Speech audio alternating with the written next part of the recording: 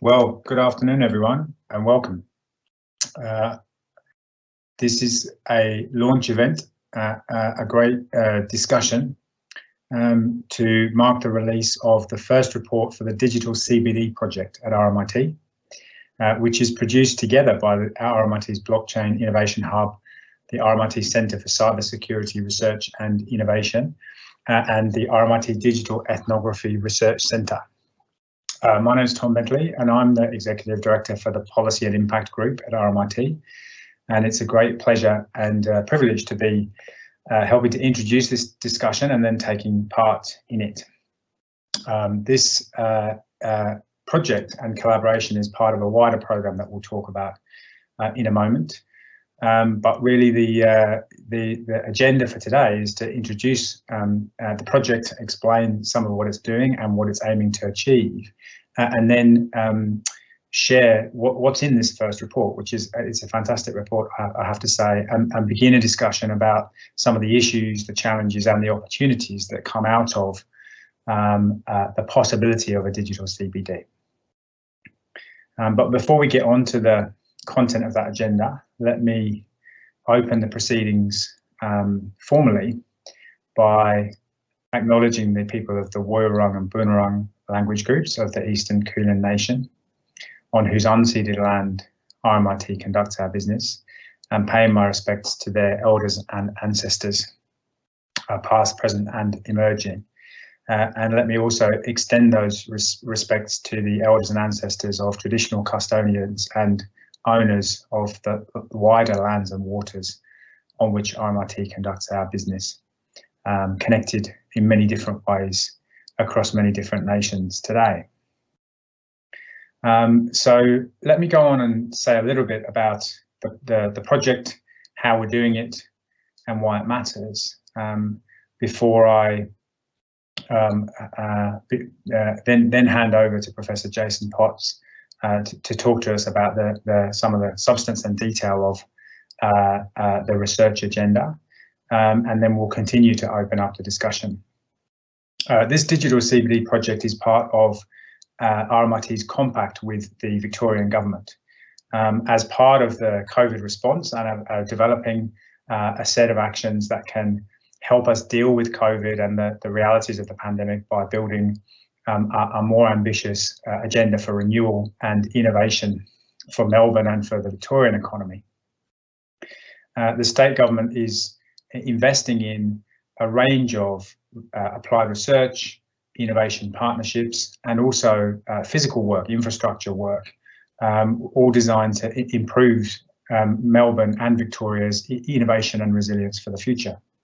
And a crucial part of that range of initiatives which RMIT has built and grouped together is this digital CBD project. It draws on RMIT's world-leading research capability, of some of which we're going to hear of and from during this session. Understanding, analysing, exploring and innovating the implications and impact of critical technologies. And just as crucially, understanding and exploring the interactions between new technologies and the way that they diffuse out, and the economic, social, ethical and institutional dimensions of the way that our society functions. That's at the heart of this agenda, and it links up into many different parts of RMIT as a university. Of course, we work in many different cities as well, but we're focused on what a digital CBD can be and could be, partly in the context of our central city campus being located at the heart of Melbourne's CBD. So we all know what some of the daily and the weekly realities have been for the experience of the pandemic. A huge digital leap, a move to make remote and hybrid working an everyday reality, being able to get together through connections like these and deploy some of our information and digital communications technologies on a mass scale.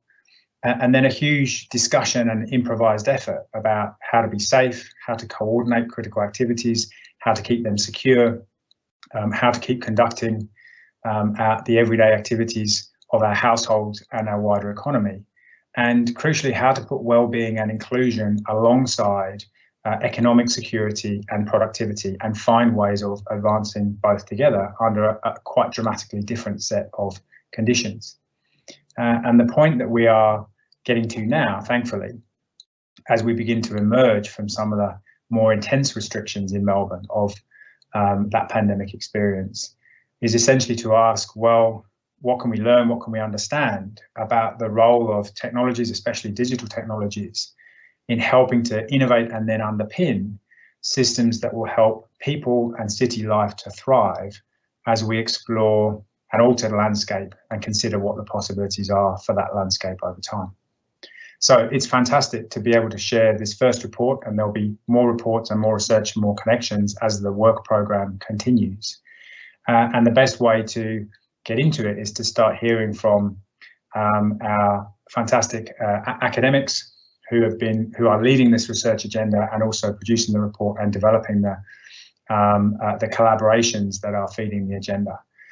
So I would like to hand over to Professor Jason Potts, who's the co-director of our Blockchain Innovation Hub at RMIT and is a key member of the Digital CBD project team. Jason's work focuses on the economics of innovation and new technologies, economic evolution, institutional economics, and complexity, and precisely those questions of how the patterns of innovation and diffusion for these new technologies can intersect with the evolution of the wider systems around them. So, Jason, over to you. Thank you very much, Tom. Pleasure to be here. So look, thank you everyone for coming along. This is something that we're incredibly excited about, not just at Blockchain Innovation Hub with the Centre for Cybersecurity Research and the Digital Ethnography Research Centre. Three just amazing digital business and digital society research centres have come together to work on just a big, hard problem that we are deeply fascinated with, obsessed with, but most importantly, I think just what we think is actually incredibly important. There's a moment here. We've had the pandemic shock has hit us over the past 2 years.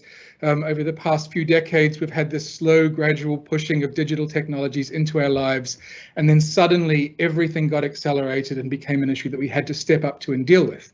And this is the moment for us. And we've framed the purpose of these reports, these 5 reports and the surrounding sort of research agenda as sort of something that has happened to us in the sense of digital disruption and COVID disruption. But we want to reframe this as an opportunity for Melbourne, an opportunity for other cities that will hopefully follow Melbourne's lead on this. And the purpose of these reports and what we've put together is to try and provide a deep, thorough, just fully academic analysis that cuts across a whole range of disciplines and brings a range of expertise together to understand not just what has just happened to us, but how do we come out the other side of this better and stronger and in a more robust perspective.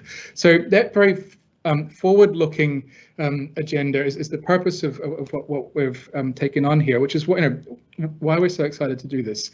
So the broad diagnosis that we've come up with is it's based around the idea that cities are a thing that just sits in everyone's domain.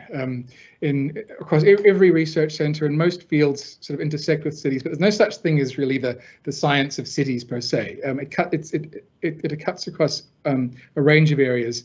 And the basic diagnosis we've made is that we're transitioning from a period of industrial cities that have served us well for perhaps a century or more, into an era of digital cities. And these digital cities are supporting the transition into a digital economy, into a digital culture, into digital societies. And the question before us, the opportunity that we have, is how do we rebuild and rethink and reinvest in digital city infrastructure and all of the sort of support services and capabilities that it needs in order to lead us into the 21st century. So the purpose of this first report is to set out that argument, to lay down the reasoning and the thinking that can guide policy, that can guide research, that can really provide an integrated approach to this. The first point that we make is just accelerated digital adoption. That's what we're seeing here. Everyone has had to step up on this to sort of move rapidly into the future. The other key point that we want to emphasize here is that it's not clear what the future will actually holds here. We need to explore this, we need to experiment. This is an opportunity for entrepreneurial exploration and development. We need to sort of feel our way through this and prototype and build. And again, universities sit at the center of that task. So we want to sort of lead that process of entrepreneurial adjustment. The other broad context we want to frame in this is that what this looks like is just accelerated, powered up economic and sociocultural evolution. We're going through a period of rapid creative destruction in the economy. A lot of things that we've taken for granted, industrial forms of organization and ways of doing things are being disrupted quite profoundly, and we need to build new ones. So this managing a period of complex, rapid disruption is a key way of understanding what we're going through on that. And with that economic disruption comes waves of broader social and institutional disruption, even political disruption that we can expect to see on this. So this framing of the nature of the challenge and the opportunities that we have is how we want to, is what the report sets out. So that's the high level overview of the report. We also have a series of further reports that will be coming up over the next sort of 6 months to a year that we'll be releasing that'll dig into particular aspects of this. So a key one is just what are the infrastructure demands? What is the new types of infrastructure that needs to be built and developed at different layers in order to facilitate this future? What does this do for the supply chains that connect Melbourne and the broader city to the regions, to Australia, to the rest of the world? How do we rebuild that trade and communications infrastructure? What are the types of skills that we need for this new world? How do we transition from the skills we have into the new spaces based upon the disruption that we think we see coming? And the broader, deeper question is just how does this reposition Melbourne, the city, the CBD, into the broader regions and the broader economy of Australia, of the state, and of the region that we're in? And just being able to try and map through that full disruption is the purpose of these reports that we've set out. And the very first report that you have in front of you that's just been released sets out that high level view. Thank you. Awesome. Thank you, Jason. I'll jump in here and introduce our panel to have a conversation about the report and hopefully some of the, maybe even extend some of the insights that are available in the report and test and challenge some of the assumptions that either the audience have or even we have as panelists. So my name is Chris Berg. I'm an associate professor at the RMIT Blockchain Innovation Hub, and with Jason, co-director of, co-founder and co-director of the Blockchain Innovation Hub. I'd like to introduce the rest of our panel.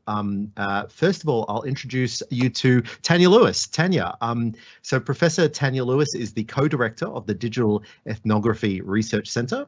Her research engages with the politics of lifestyle, sustainability and consumption with global media and digital cultures. Hi, Tania. Thanks for joining us.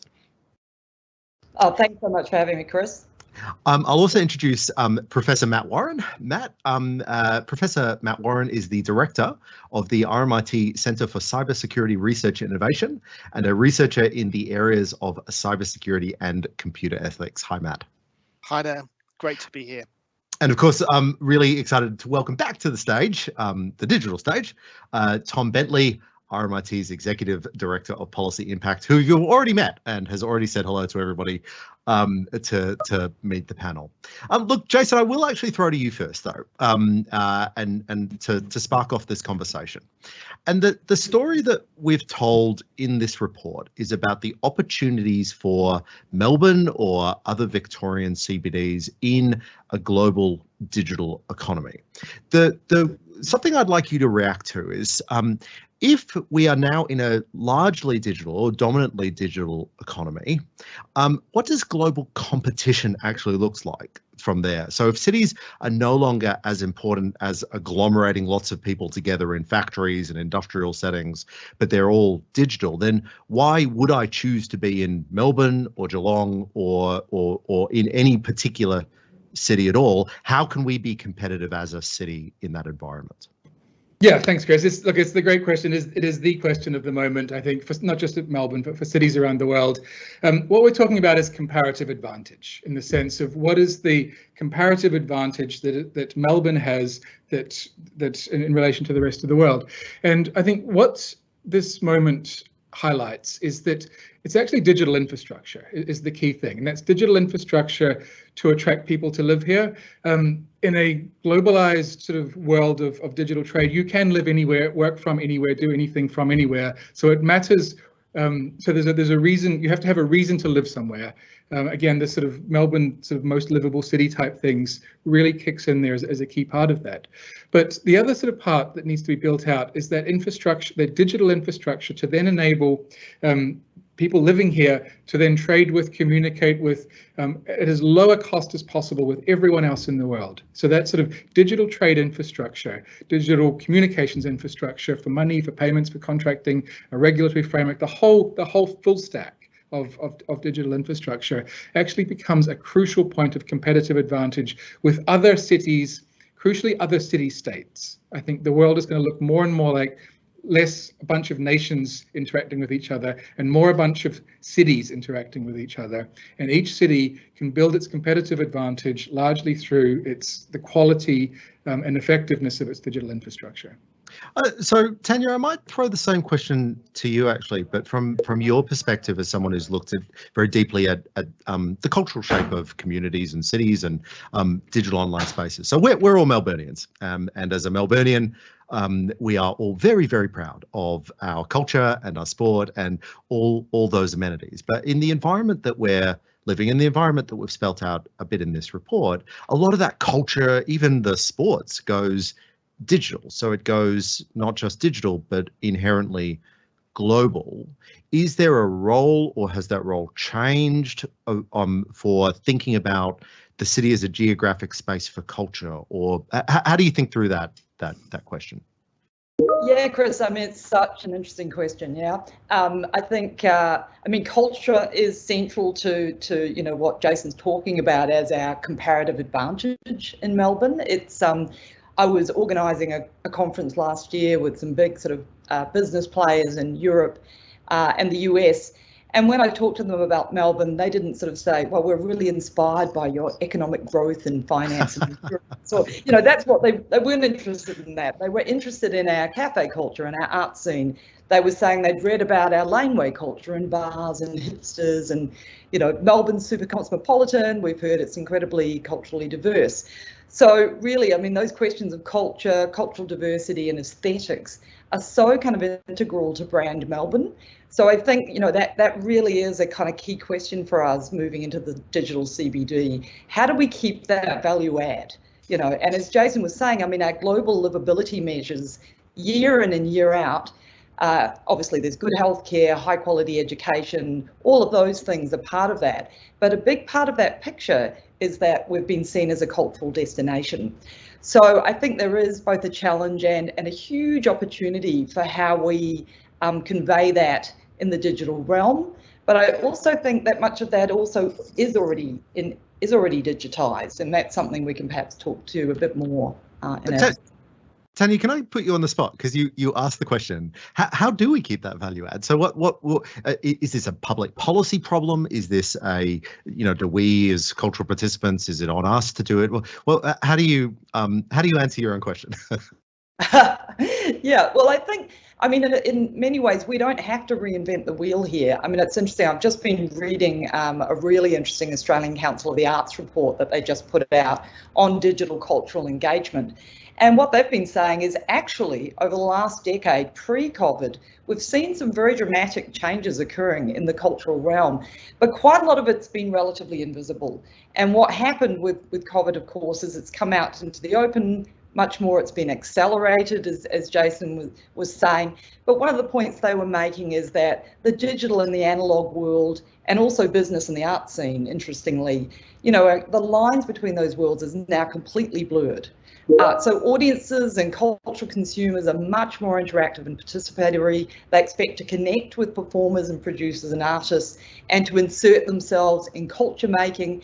And of course, there's a big shift in economics and the value chain there around creative participation, peer-to-peer support and sponsorship, and questions of, who's the audience, who's the cultural producer. So that's already been happening in Melbourne over the last decade or so. So it's a question of how we, continue to accelerate that, how we recognise what's working and what isn't. And I think there's actually a lot of grassroots activity happening already in this space. Fantastic. So Matt, I'll bring you in here.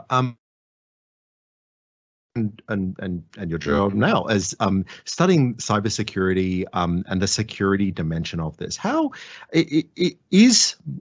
Can I put a proposition to you? Is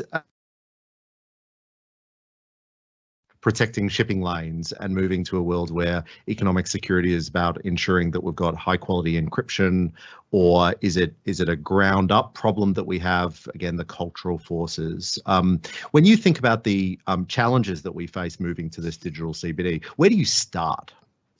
I think there's a number of aspects, one of which is that the digital economy is dependent upon technology. So within that technology, there's a whole range of threats and vulnerabilities that have to be protected against. There's also then the physical security considerations as well. So when you think of security, we have to think of the cyber and physical aspects. But in the cyber world, when cyber people talk about the current situation, they talk about the 3 Rs. One is ransomware, which is the most common threat, that everyone faces. 2 is the security issues of remote work. The fact that we're, working at home in Melbourne, but connected to, our corporations, which brings in a new range of, security risks. And the other is resilience, is the fact that what we're dependent on for the digital city is actually for the technology that we're using to work. If Teams fail, if the NBN fails, it's going to impact us. And it's going to sound a strange thing to say, but if the COVID situation occurred in the year 2000, we would have a very different experience trying to, work remotely using dial-up modems compared to now, where we have fast, reliable internet. So really, what we've seen is the technology really has allowed the digital economy to develop to this point, and as Jason said, it's going to be the driver that leads to that future economic growth and development. Is there, just to stick with you, Matt, is there a role for, I think it's clear that there's roles for the federal government. I think it may be right that there's the role for the state government in thinking about cybersecurity and education and potentially infrastructure and police and all these sorts of things. But is there a role for the city in that, or is the city just a recipient of the cybersecurity threats? Certainly, in terms of cybersecurity and skills, it's very much a sovereign issue for the whole of Australia.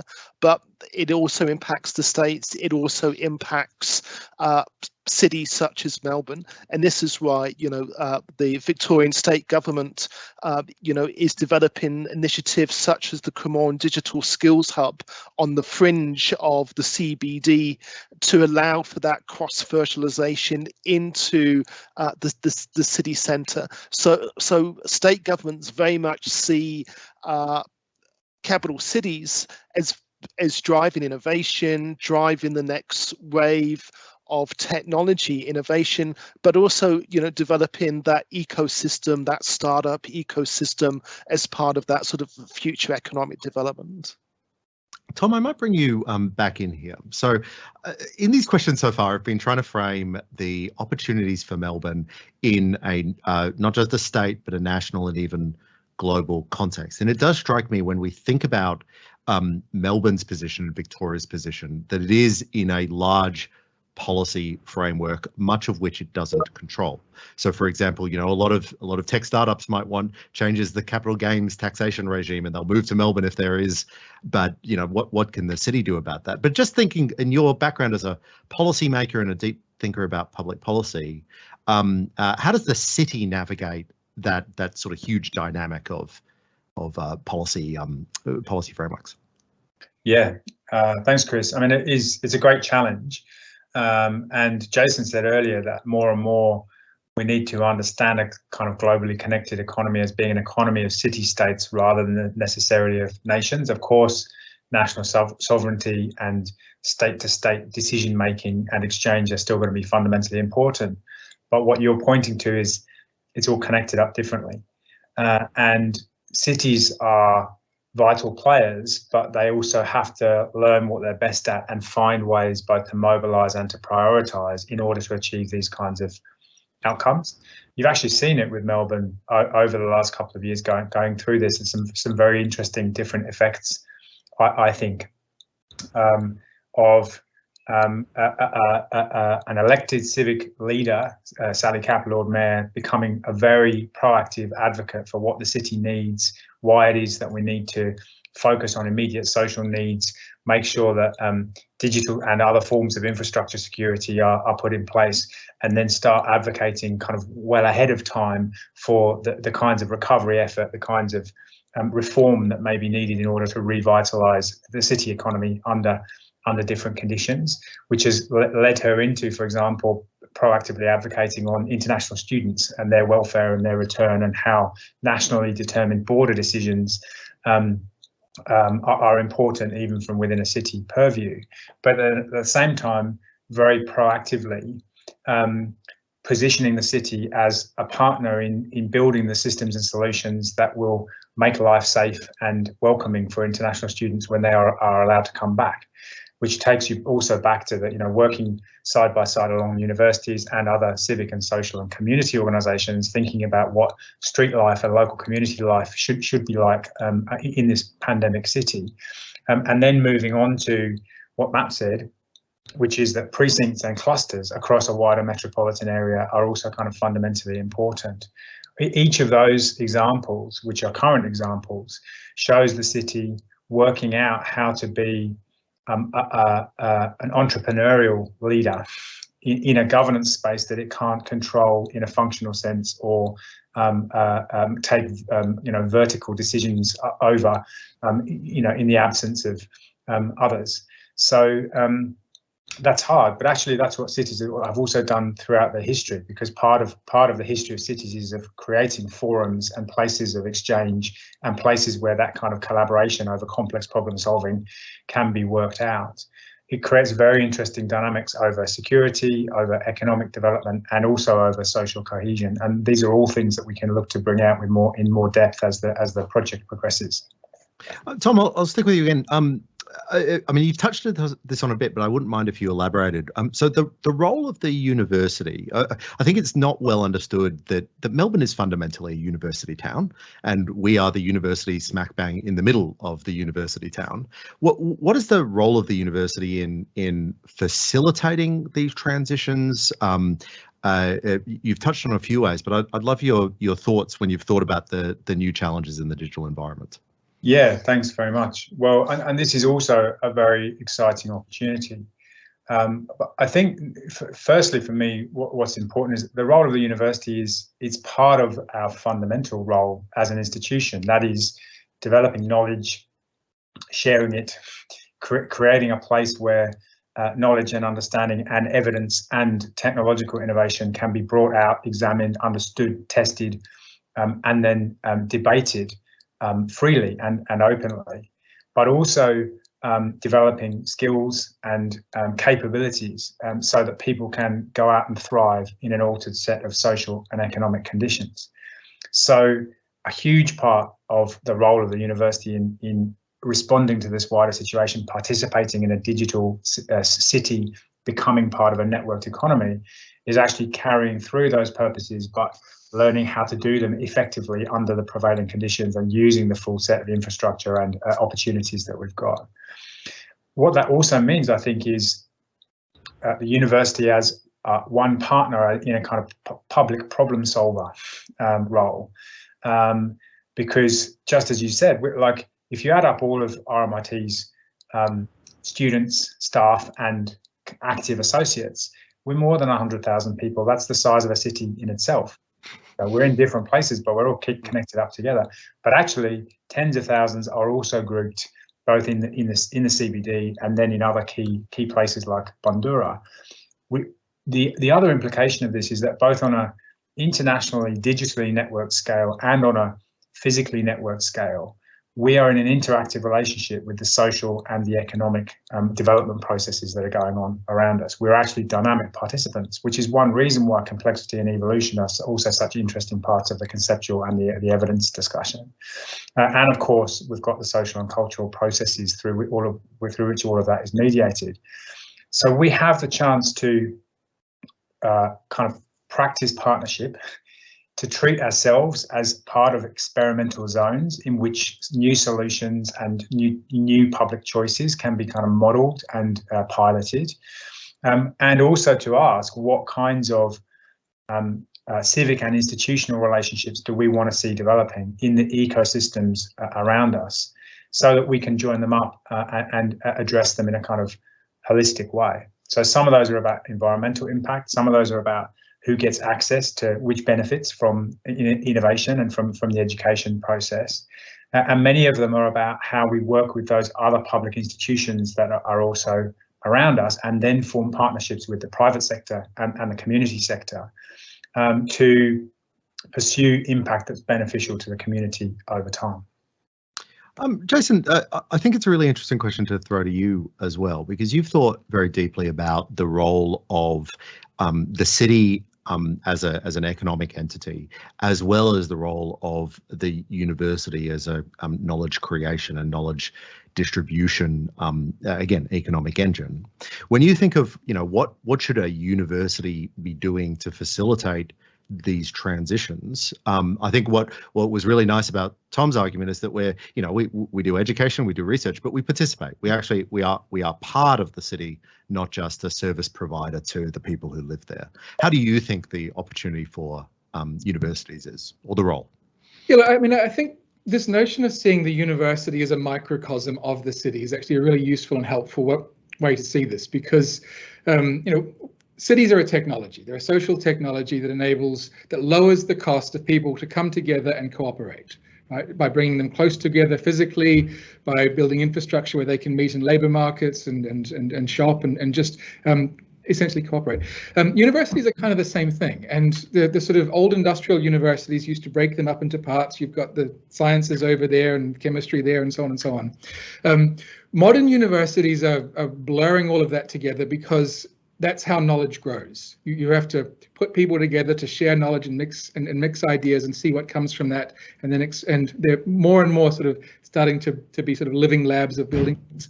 Cities also need to be that as well. They need to be these sort of dynamic, vibrant, institutional spaces where you can experiment and cooperate and create new things. That's a reason to come and visit. That's a reason to that's a way that cities can be successful in that sense.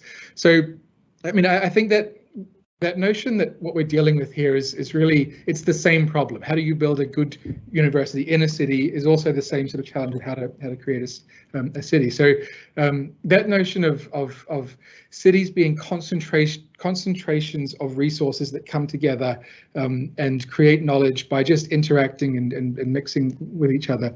Now, that goes back to some sort of original ideas.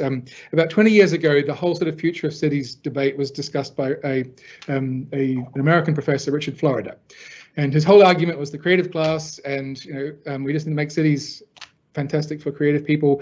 And what a lot of policymakers took away from that was, okay, festivals, that's what we need, lots of festivals.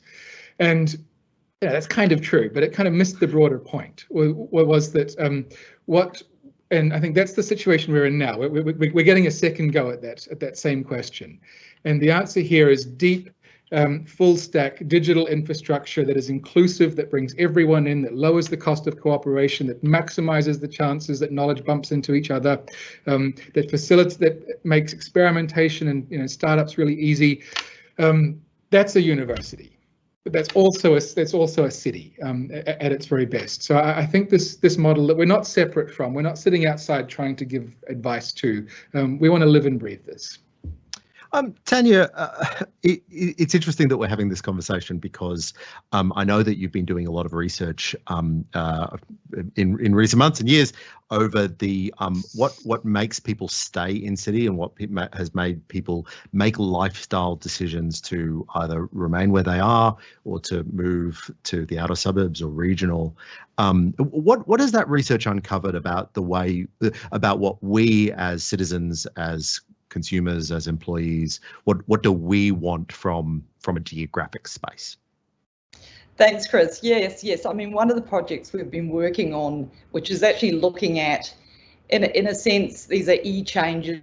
They're kind of like tree changes or sea changes, but they're the kind of digital remote worker version. So they're e-changes who have moved rurally or moved to lifestyle towns or to the coast, but are still holding on to their jobs in the city. And I mean, I guess paradoxically, that research has actually been telling us quite a lot about questions about the digital CBD, because we constantly, with those folk, as we're doing ethnographies around their homes and their labour practices from the home or from co-working spaces, are talking about their relationship to the city. And quite a few of those folk have evolved, I guess, into a kind of pattern where they're doing these kind of long commutes. So they'll be based rurally, but commuting into the city, infrequently. And in some cases, they're actually writing into their employment contracts that travel time is included in their kind of work. So one of the things there is that commuting has kind of emerged as an interesting kind of digital culture. People really want to be able to have decent Wi-Fi when they're on these long train journeys, for instance, but they also want to have access to good coffee, to good food. And to my mind, in some ways, we're seeing a kind of extension of, say, Melbourne cafe culture, with the potential for that into these kind of commuter corridors. And I don't think that takes away from the kind of argument that Jason was saying about cities as becoming important city states. I think that will continue, but I think that what we are going to see are these dispersed satellite workers, and of course RMIT has many of those. So we see ourselves working at RMIT, but if we actually look at where many of our employees are based, many of them are a long way from campus, despite being recently told that they need to be within kilometres.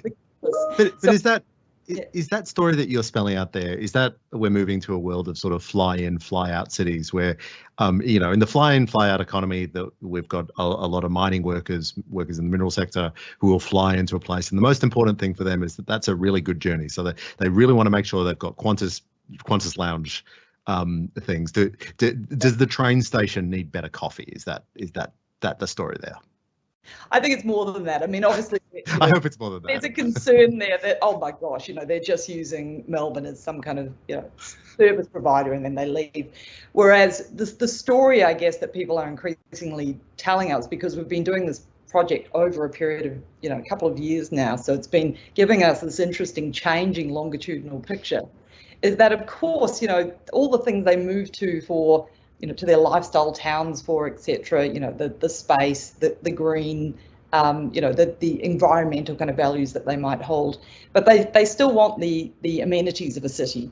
So many of them have actually been missing Melbourne in a major way, and we are seeing, I think, this evolution to this more hybrid kind of approach where they're interspersing working remotely with these long commutes. But these commutes are not just about working; they're about coming into the city to kind of get the buzz from the urban environment, to do some of those cultural activities that they're really missing in rural areas. So, I mean, obviously these are still a minority of folk in the population, but I think that is an interesting and sizable shift in terms of work practices. And I think it does say something about the kind of shifting dynamic between rural and the city in a kind of digital world. And it begs the question, is the digital CBD actually in Melbourne, or is it going to be much more dispersed? I mean, we've started talking about sort of infrastructure. And Matt, I might throw to you here. What is the role for government in that infrastructure provision. When we were preparing for this in the pre-briefing before we went live, you know, we were all checking our internet connections and we were making sure that everything worked. Is the government just has to move from, well, once we provided train lines and now we provide internet connection? Or how do you think through that government role? It is interesting because in terms of cybersecurity strategy, that there's two aspects. There's the Commonwealth government that, you know, protects whole of nation, but then there's the Victorian state government, and they've just released their second cybersecurity strategy this year, and that has a very clear focus in terms of a Victorian context of, you know, defining a cyber safe place to work, live and learn. So in terms of making sure the infrastructure that we depend on in Victoria is secure, it is resilient, it is dependable, but it's also linking that to ensuring a vibrant cyber economy, because that's really is the underpinning of the digital economy. Is the cybersecurity protects it, ensures that it happens, and when things goes wrong, there's resilience to recover from those problems quickly. So there's only a number of state governments that have taken this view regarding cyber. So New South Wales, Victoria and Queensland, you know, have developed these specialised cybersecurity strategies within government. They've set aside parts of governments to deal with cybersecurity issues and threats as they arise. So those part of Victorian government also work with the Commonwealth as well. So what we're seeing is that, you know, all partners in government are working together to deal with these cybersecurity issues. But the problem is there's so many cybersecurity challenges, this because the infrastructure we're depending on is so complex. It's becoming more and more complex. You know, we're going to have new AI systems. We're going to have, you know, autonomous vehicles in the near future. You know, we're going to have smart buildings as part of, you know, smart cities. So we're going to become more and more dependent on this infrastructure that's in itself is going to become more and more complex. It is interesting, you know, when you review the research, or at least when I, as an untutored participant, review the research on cybersecurity, it is easy to be very pessimistic about the challenges there, because there are so many ways in the cryptocurrency space. There are so many ways for people to find your private keys, even if you don't want them to. Are you optimistic or pessimistic about, you know, where we are going from here? Do you think the pieces are in place and we just have to act on them, or do you think, you know, it's time to pivot in some way? No, I certainly think we have the main pillars in place, and what that is partnership. So it's partnership between governments, between industry, but also between citizens and government as well, because we're all part of the digital ecosystem. One of the things that's highlighted is the remote work, is the fact that someone is working at home, they can have corporate data on their home machine, you know, so you as an individual could be hacked and corporate data could be stolen. So I think, you know, I think what's happening is we have the main pillars in place, but really it's a whole of society, a whole of nation response to this. Tom, stepping back, and you've been involved in the public policy process as we've discussed. What do you see the role of government at the sort of macro level? Like, how much should we be letting the private sector drive these changes? Should governments be trying to facilitate them so that they're more productively made? Well, obviously, this is the big debate of politics: is how much government should be involved. Where do you start thinking through those choices? Yeah, absolutely. It does seem, as kind of like listening to the conversation and thinking about the range of issues and challenges that we're grappling with, government can't help but be involved in some of these, and particularly when we get dramatic new innovations taking off, although they're often fueled by creativity and collaboration that's outside of the direct scope of government. Even those efforts are often somehow invested in or part funded by government and the public sector. But more important, when huge events happen, huge movements of people, global pandemics, emergency conditions arise, governments have to act because governments have the power and the resources to mobilize at the kind of scale that we're talking about. But that is also creating a very complex and sometimes I think a kind of contested and confused situation about, well, who should do what? How does all this fit together? The way that I try to think about it is that governments are responsible for thinking about the long term.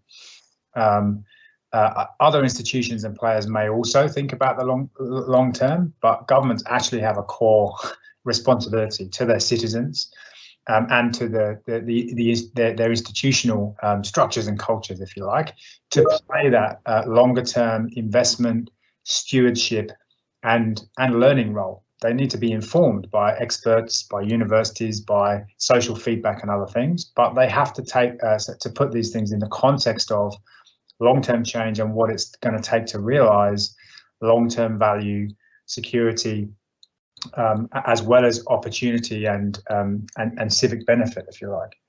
Number two, quite a lot of these crucial questions, including the ones that Matt was just talking about, they're actually about standards and access. They're about who gets to participate in this. They're about what are standards of data security that we link to citizenship, for example.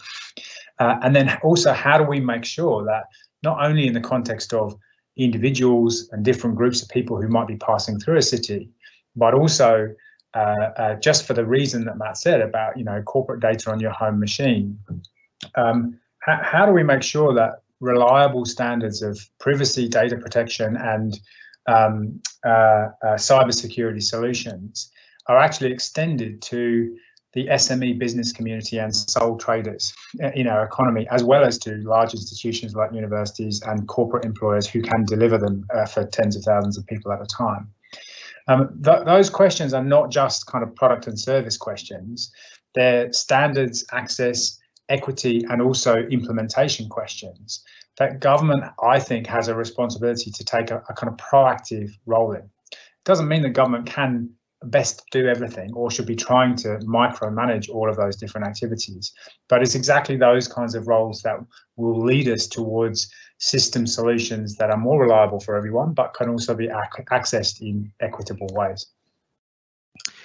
Tania, if you were to be given the mayor's hat right now, and told, how and your priority is how can we get people to want to come to the city, not to be required to come to the city, which is I think has structured so much of our relationship to the CBD, but you want to make Melbourne a desirable place to work at sometimes, to leisure at sometimes. What would you prioritize with your limited budget? What would you do first? God, that's a hard question, but a great one, Chris. Look, I think being someone who's lived in the kind of inner urban area of Melbourne, very privileged to live there for the last few years. It's been interesting over the last few months just to see the kind of changes in the built environment, and obviously lots of shops closing, etc. But particularly, I guess what's really heartening and fascinating is to see the rise of so many new kinds of pop-ups and hybrid ventures, and really seeing the streetscapes changing. Really the whole look and feel of those streetscapes. And I think that's from cafes that have turned into grocery stores, or my local barista's become an Instagram influencer. Florists becoming food markets, and music venues converting into wine shops or hybrid use spaces. So there's this real sense, I think, that residents, business owners, councils have all been kind of thinking very flexibly during lockdown. And that's everything from retail regulations to reclaiming footpaths and streets for cafe cultures and for pedestrians and for cyclists as well. And I think that's actually produced an incredibly dynamic kind of space. So we've had that paradox, as everyone's been commenting on, between, on the one hand, we're all working online, but on the other hand, there's been this tremendous kind of local culture that's blossomed and flourished, and many people have talked about this. So I think there's actually some fabulous opportunities for the CBD, and it has something of a mandate. I think as a mayor, you're probably in a fantastic position to actually say, I think we should be lanewayising our main streets, or let's pedestrianise the street and bring, you know, cultural and economic activities out of the buildings and into city space. You know, I think there's a capacity now to actually do some radical things that we could never have done pre-pandemic. So I think in some ways the mayor actually has an incredibly privileged kind of opportunity. And I think another point I'd make there is that, you know, I guess behind all these questions of regulation and cybersecurity, etc., are the kind of the everyday users of digital, and these folk are, you know, they're huge participants in the digital economy. They're producers, they're cultural producers. They're uploading material all the time. And in the city, they're often mobile digital agents. Everyone has a mobile phone, and you know, we're all now using our devices constantly in urban space. So I think there's so much potential there for building upon what already is incredible digital engagement. So I think you know, the mayor has a fantastic space to be working in, and just a mandate to really do some radical things. I think that's the highly inspirational ethnographer's perspective, which is awesome. What I'm hoping to do, I'll throw to Jason with the incredibly material and pragmatic response to that question, which is, Jason, if you were given the mayor's hat, I presume mayors have hats, if you were given the mayor's hat today, what would you do to drive economic activity back into the city? Yeah, look, I thought it was staffs they had, not hats, but you could all change. It's unclear to me. I should have done my research. Maybe. No, look, this is one of the ideas that we're actually exploring in this series of reports, is this idea of traditionally what cities have to do is to try and not just find a comparative advantage, but try and create one. And once upon a time, that was look at our magnificent ports or our road systems or the head offices that we've been able to tax, incentivize, locate here. The new one, but they're all economic resources. The new big one, I think, is data. This idea of data as an economic resource. And data is something it's used, I mean, humans can use data, but mostly it's machines that use data. You use data to make better decisions, and you train on it, and it could be health data or consumption data or traffic data or just any data that you use as an input. Data doesn't naturally exist at the level of a country or a state, but it kind of does naturally exist at the level of a city, just simply because data is mostly created by people. Cities are where the people are. If we have sort of smart sensors and carrying our phones around everywhere, we've got this natural sort of just cluster and concentration of data. Now, as Matt was sort of saying, the problem is that we don't have effective data markets. We're nervous about sharing it. These are huge cybersecurity risks. Basically, all of the abilities to create data as a high-powered, valuable, usable economic resource. We're not there yet. So that idea that cities could take the lead on that. And what that effectively looks like is an old idea called a special economic zone. Special economic zones were bits where you just drew a line around an area and go, inside here, these are the rules. Cities could do that. And that rule would largely need to be driven by the mayor, because that's the zone of governance that would be required to do that. But the ability to create platform protocol infrastructure, effective senses of safety, an idea that the community is participating to these data pools that would be the Melbourne pool that you donate to or contribute to. And if you've got that huge data pool, that becomes a massive economic attractor for tech companies to come in, or research companies to come in, or just really nice, the sort of jobs of the future type thing could come in here. Now, I mean, I'm just speculating here about what that could look like, but that notion of the level of the mayoral responsibility and governance to create new types of economic resources around digital data as a community resource that could then benefit the community because of the being able to capture the benefits from creating that resource. Now, other cities could compete on that, obviously, but again, maybe Melbourne specialises in health data or transport data or coffee data. I don't know.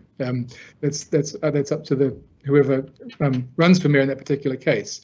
But there's a lot of opportunities here to actually sort of fundamentally rethink the types of economic resources a city can create.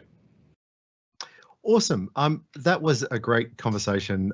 We could probably keep chatting for hours longer, and I know I would enjoy that immensely. But I'd really like to thank Jason, Tania, Matt, and Tom for joining me to discuss this really exciting report. So, of course, it's now time for us to actually launch the report. We're really excited to announce that the report is available on a QR code that will be on the screen in just a moment. The next report, so hopefully that screen comes up in a sec.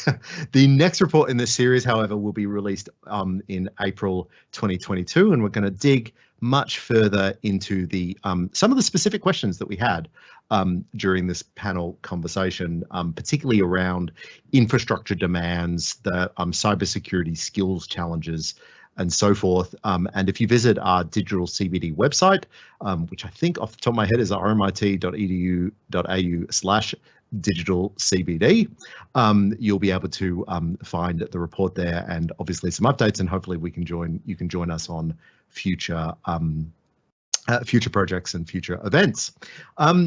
More generally, if you're interested in really any of the work that we have been doing in the Blockchain Innovation Hub, in the Digital Ethnography Research Centre, in the Centre for Cybersecurity Research and Innovation, please contact us. We're always looking for industry partners. We're always looking for engaged students. We're always looking to work with people in and around Victoria and across the country on these issues, be it they theoretical, practical, research-based, practice-based.